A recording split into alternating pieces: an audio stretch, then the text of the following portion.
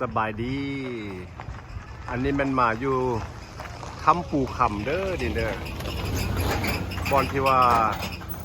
เพิ่นมาเที่ยวลิ้นแหละถ้ำปูคำเมืองวังเวียง อันนี้มันยังอยู่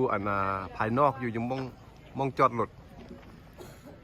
เจ้านี้ก็มันเป็นห้านค้าห้านขายห้านอาหารขายเครื่องกิน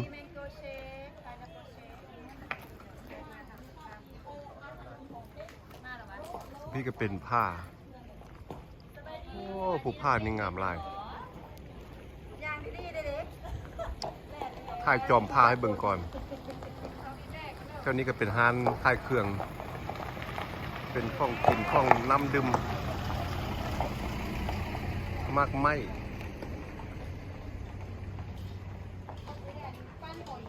โอ้งามลายธรรมศาสตร์อยู่นี่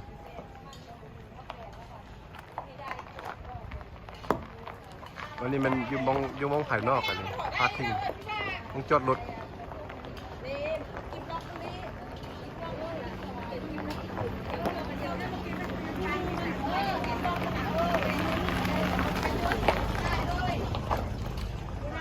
แค่นี้มันมองจอดรถแถวนี้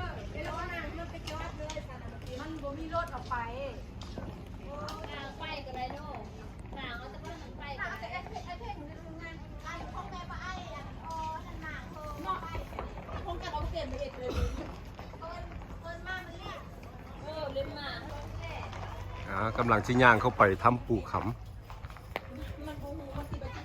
มันจะหาขายเครื่อง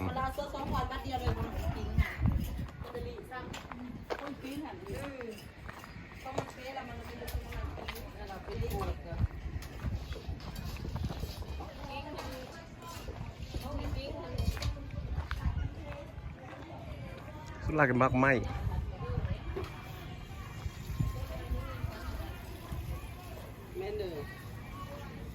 มักกะทันมักสตรอเบอรี่หรือว่ามักม่วงมักทั่วมักถั่วดินมักกล้วยโอ้มีหลายมาก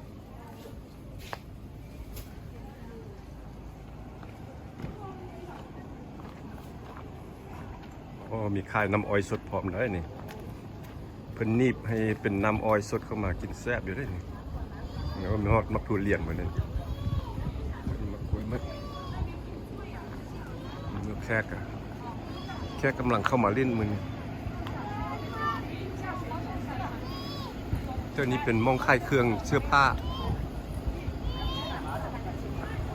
อันนี้เป็นทางมาแต่บางเบี่ยงเลยบนทางเข้ามาแถวนี้แล้วก็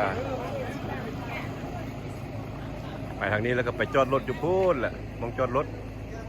แล้วก็พากันย่างเข้ามาแค่นี้จะเป็นประตูโค้งเลยนี่นะแล้วประตูโค้งเขาทำปูคำเลยนะอะไรสาวบ้านนาทองยินดีต้อนรับเข้าสู่แหล่งท่องเที่ยวธรรมชาติถ้ำปูขำ Welcome to Blue Lagoon and ปูขำ Cave ว่าสิ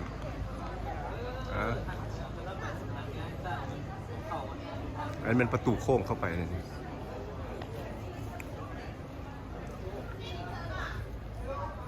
ไปทำปูคำเมิร์ดนะครับเห็นพงหน้าดอก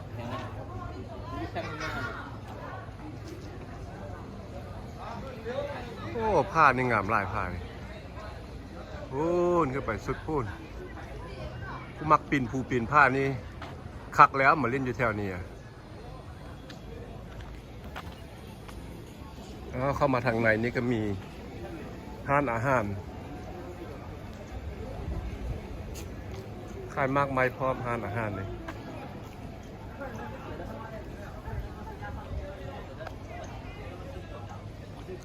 มีขายมะพร้าวสดมากมายสดน้ำปั่น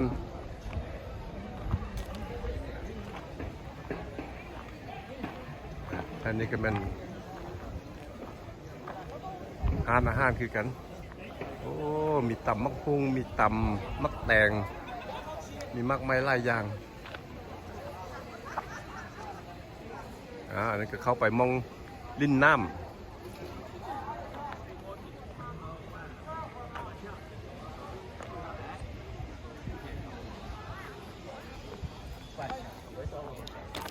ทางนอกนี้เพิ่นก็ประดับประดาเป็น ปลูกต้นไม้ดอกไม้ต้นกล้วยต้นไม้ประเภทใดกับบุฮูเด้อดอกสีเหลืองงามๆสิอ้าวแม่นไผฮู้ก็คอมเมนต์บอกมาเด้อนี่นะหอมขนาดนี้นี่ดอกไม้ตัวนี้มันดอกไม่หยังวะเป็นสีเหลืองงาม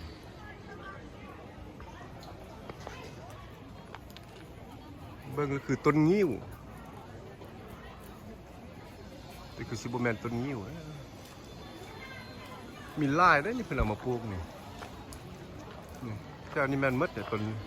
ดอกเหลืองๆ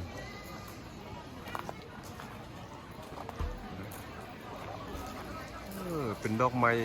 สีเหลืองงามเว้ยโอ้ยจอมผ้าเพิ่นเอามักปีนผ้าปีนขึ้นไปสูงๆเพิ่นแหละเข้ามาเบิ่งทางเพิ่นลิ้นน้ำนี่ก่อนบัดนี้โอ้ท่านี้ก็เป็นอาหารคือกันโอ้มีฮอดปิ้งไก่หมดเลยนี่ไดโอ้ปิ้งไก่เป็นตาแซ่บเว้ยคุณ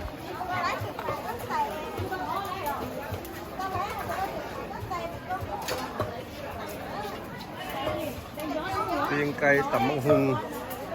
สุดยอดแล้วข้าวเหนียว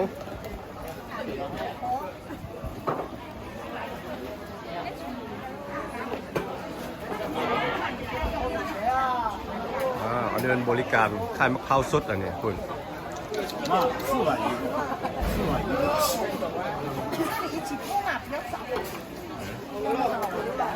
ฮัลโหลน้ำก้นแขกที่มาเที่ยวนี่ส่วนใหญ่จะเป็นเกาหลีจีนอันนี้นางลิ้นเมิดอันนี้แขกกำลังมานี่อันนี้มันตู้เพิ่นนั่งกินนั่งเล่น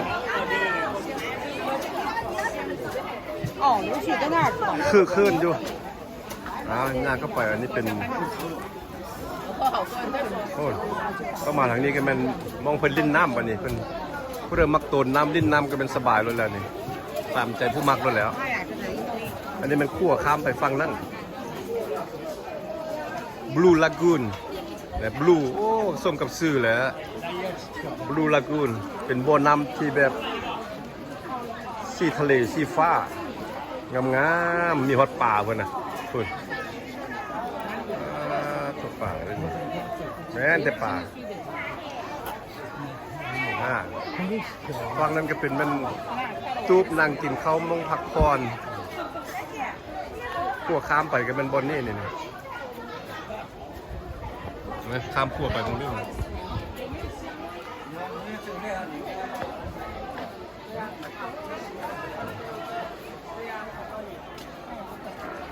ส่องฟังนี่มันมองให้ลอยน้ำลิ้นน้ำได้ฟังนี่แล้วก็ฟังนี่มองนี้เขาเจ้ากำลังขึ้นไปที่โตนน้ำเลยนะมองโตนน้ำเลยนะเป็นกำลังที่โตนน้ำเลยนะน่า你脑袋是压，这也不行。แม้แต่นักท่องเที่ยวแถวนี้เลย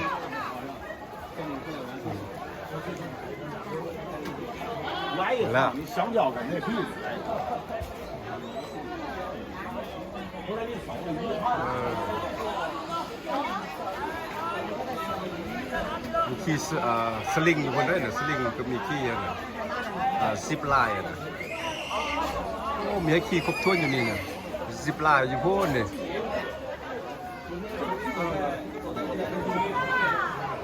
นี่มึงโดดน้ำ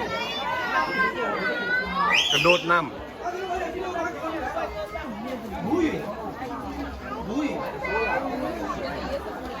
โอ้เดี๋ยวนี้มันกันมันอาหารมืดเลยท่านี่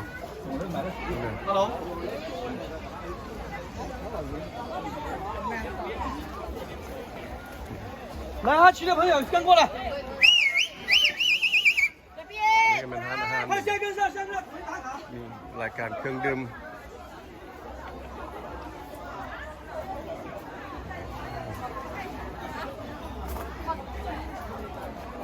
มักไม้ปั่นมักไม้ก็กว้างขวางดีอยู่ด้วยนี่มีหลายตู้ มองพักผ่อนหย่อนอารมณ์ตากอากาศผู้มาตากอากาศตากแดดมานอนอยู่แถวนี้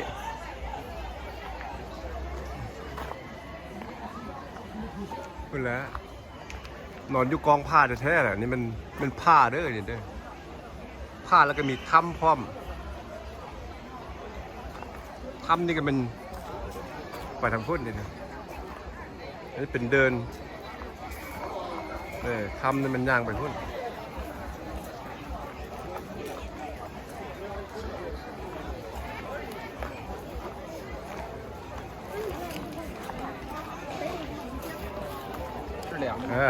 มันทา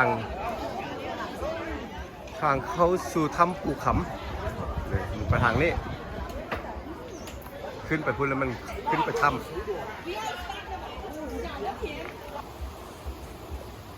อันนี้มันมาอยู่บ่อน้ำที่ว่ามันเป็นน้ำห้วยเด้อน้ำนี่เย็นตกมาจากตีนผู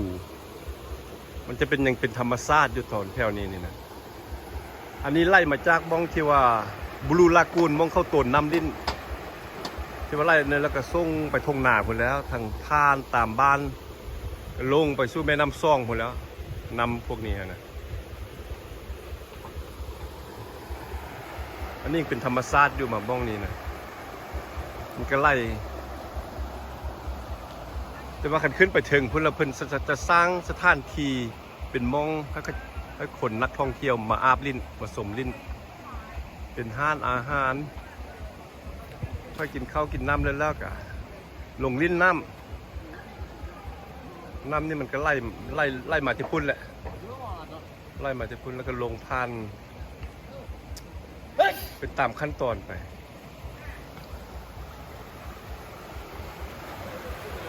เนี่ยอันนี้ก็เป็นขั้วนี่ขั้วแบบธรรมชาติโลด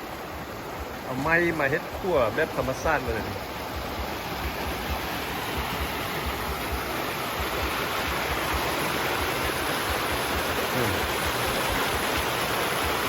ไล่มาคุณแล้วนำ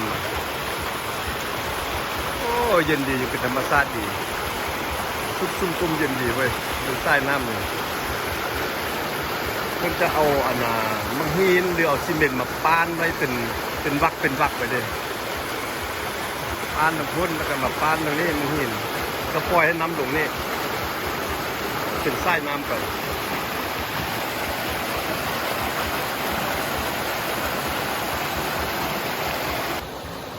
ไล่ผ่านกองขั้วนี่มาเนี่ย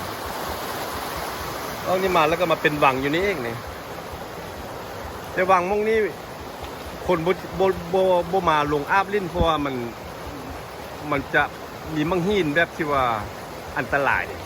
มันจะเป็นน้ำแล้วก็จะแบบโบปลอดภัย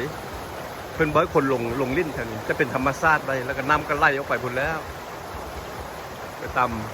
ห้อมผูห้อมผ้าลงไปลุ่มพุ่นแล้วไปให้ใส่ทงนาแล้วก็ออกตัวน้ำซองพุ่นไปเลยวันนี้ขึ้นมาเทงทีแล้วนี่เมื่อกี้อยู่ขั้วพุ่นทายขึ้นมาวันนี้มาฮอตเทงทีแล้ววันนี้มาวังมองนี่เป็นวังมองเพิ่นปล่อยให้คนเล่นน้ำแล้วก็มีป่าพร้อมป่านี่ตัวใหญ่ได้นี่เลยบริพูดน้อยเลยหรือว่าอาจจะไม่เห็นฮอตป่าบ่นี่แต่ว่าอยู่ทางนอกนี้เบิ่งเห็นป่าดีขนาดเลยแต่ว่าอยู่ในกองนี่จะเริ่มยิบยับจะมีป่าหลายป่าใหญ่พร้อมแต่เพิ่นก็ห้ามบ่ให้จับป่า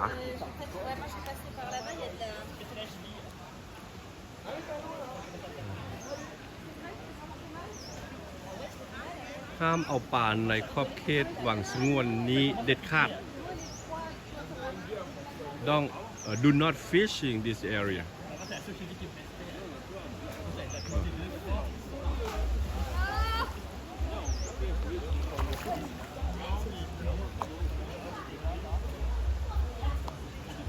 มองนี้มองเพิ่นปล่อยให้นักท่องเที่ยวอาบน้ำลิ้น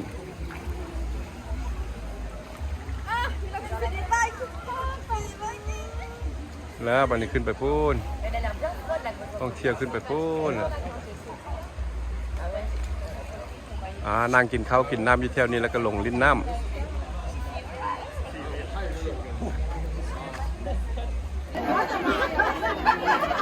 าวอันนี้มันมอง เพิ่นโดดน้ำเด้อมองนี่เด้อมองต้นน้ำเล่นเอากำลังขึ้นไปหมดแล้วนี่ม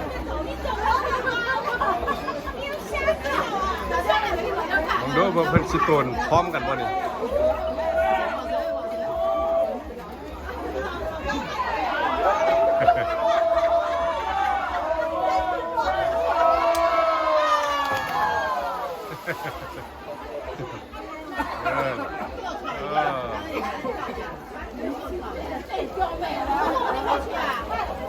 ม้วน โดนนำโดนนี่แม่นแต่ป่าเด้อนี่ป่าลายเด้อป่านี่นะตัวใหญ่ก็มีตัวน้อยก็มี